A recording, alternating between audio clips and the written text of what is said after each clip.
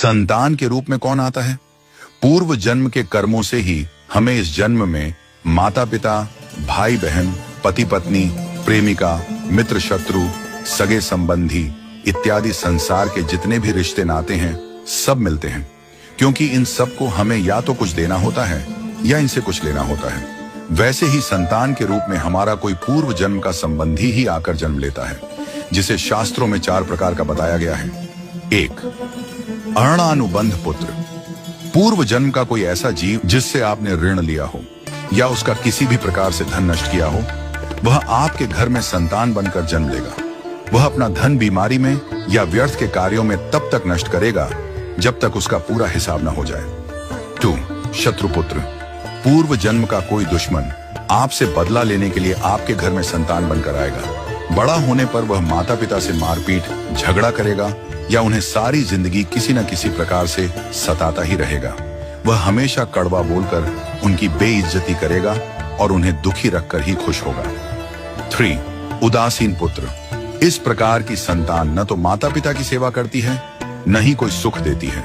वह उन्हें उनके हाल पर मरने के लिए छोड़ देती है। विवाह होने पर यह माता पिता से अलग हो जाते हैं और उनकी चिंता नहीं करते। 4. सेवक पुत्र। पूर्व जन्म में यदि आपने किसी की खूब सेवा की है तो वह अपनी की हुई सेवा का ऋण उतारने के लिए आपकी सेवा करने के लिए पुत्र बनकर आता है। जो बोया है वही तो काटोगे। यदि अपने माता पिता की सेवा की है तो ही आपकी संतान बुढ़ापे में आपकी सेवा करेगी, वरना कोई पानी पिलाने वाला भी पास न होगा। आप यह न समझें कि यह सब बातें केवल मनुष्य पर ही लागू होती हैं। इन 4 प्रकार में कोई भी जीव आ सकता है। यदि आपने किसी गाय की निस्वार्थ भाव से सेवा की है तो वह भी पुत्र या पुत्री बनकर आ सकती है।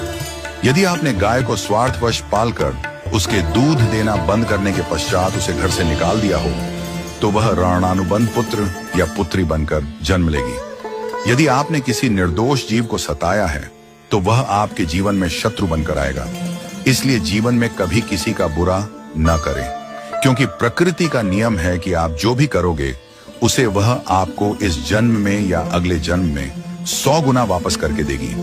यदि आपने किसी को 1 रुपया दिया है तो समझो आपके खाते में 100 रुपया जमा हो गए हैं। यदि आपने किसी का 1 रुपया छीना है तो समझो आपकी जमा राशि से 100 रुपये निकल गए। जरा सोचिए, आप कौन सा धन साथ लेकर आए थे और कितना साथ लेकर जाओगे?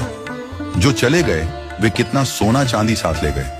मरने पर जो सोना चांदी धन दौलत बैंक में पड़ा रह गया, समझो वह व्यर्थ ही कमाया।